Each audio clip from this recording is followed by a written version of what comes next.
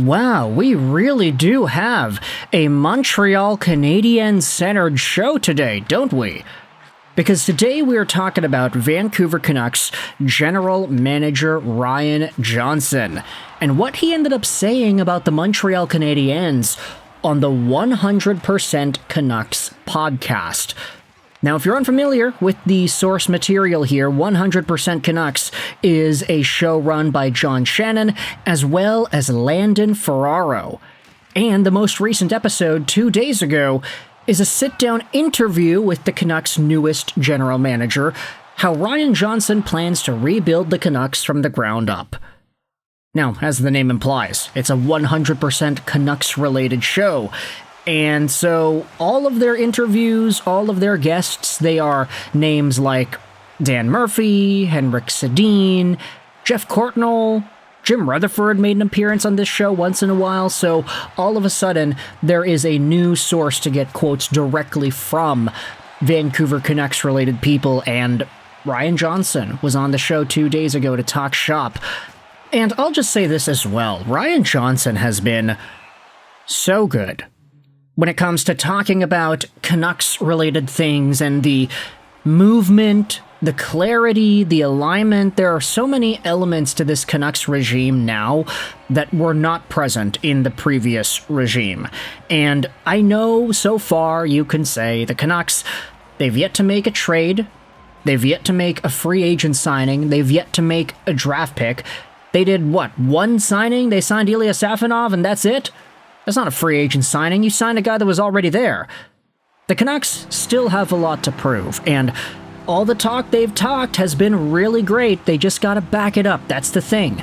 Now, am I confident that they'll be able to live up to their expectations? I'm decently confident with that. I don't think Ryan Johnson's going to go out there and re-sign Evander Kane or continue to seek players that will help the team win now, because obviously they've already declared they are rebuilding, and they are going to do this for the long haul.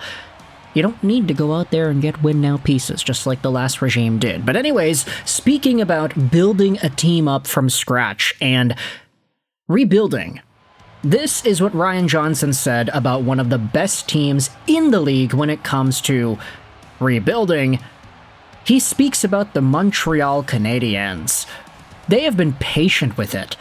I think it was commendable not making a big deadline splash and letting the group they have learn through their experience.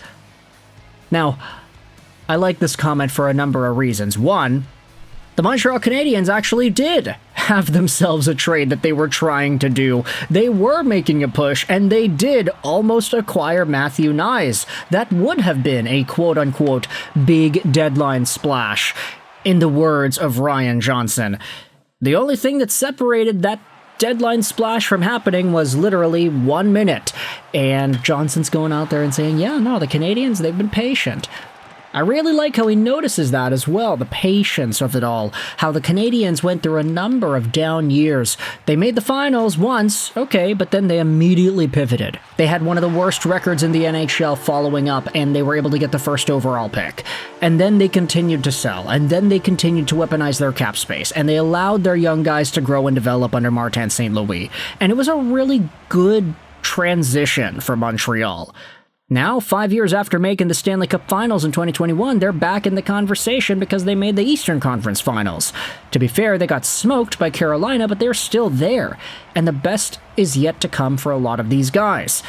Ryan Johnson is praising the fact that the Habs were patient, and I will say, there are some reports that I think are kind of funny too. Sapster went out there and replied to this tweet, considering how the Habs, by all accounts, were pissed off that the Knies trade didn't go through. I look at this Ryan Johnson quote as a shot at Quinn Hughes. Why? Well, because Quinn Hughes didn't seem to be patient at all.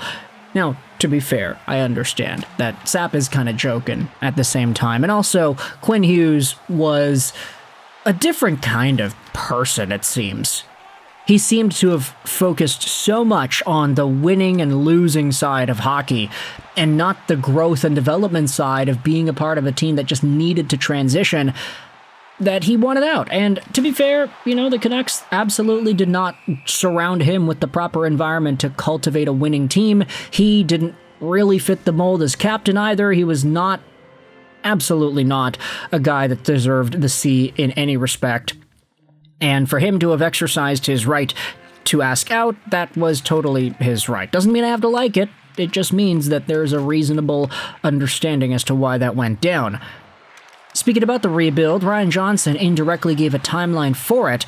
There are many organizations over the last 5 to 7 years that have done it the right way. And you look at where they are now. We just have to stay committed to that. And that is what I like to hear. 5 to 7 years doing it the right way.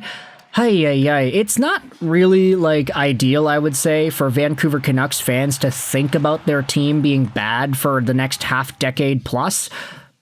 But it's only what's appropriate at this stage now. Is it not? Vancouver hockey has been used to seeing a team that is trying to remain competitive when really they shouldn't be. Adding all these guys, making trades, and making additions that go against the grain of a quote-unquote rebuilding team.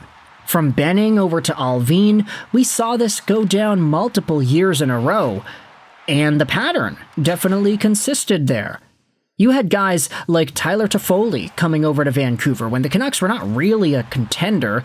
The Tyler Toffoli trade was a contender-like trade, but the Canucks were not really doing that at that time. They were just pretending to be a contender.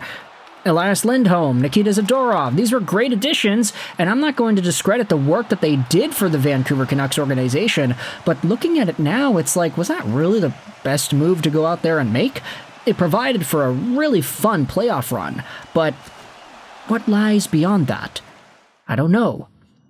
If the Vancouver Canucks really want to go down a Montreal Canadiens-esque rebuilding path, then maybe 5 to 7 years is the standard there.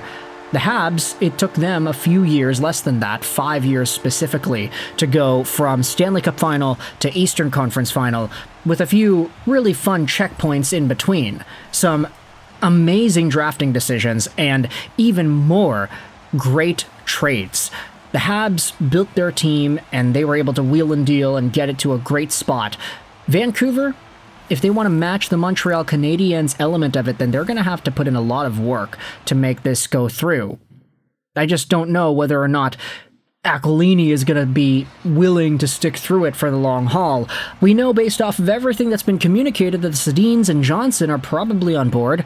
Manny Malhotra and his opening press conference, that seems to have been a really good breath of fresh air for this fan base. I mean, even Ryan Johnson going out there and saying, Manny Malhotra, he ain't going to be judged off the wins and the losses. He's going to be judged off of the team developing and building confidence in these young guys. That is the direct, proper way to go with not only the communication, but the actual messaging of what the Canucks are doing. That's awesome. Let's just hope Aquilini goes out there and allows the team to do their work over the next few years.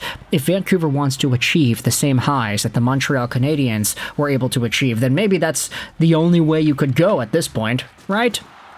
Let me know your thoughts in the comment section below about this Ryan Johnson rebuild timeline, what he said about Quinn Hughes and the Montreal Canadiens. I hope you enjoyed this video. And bye.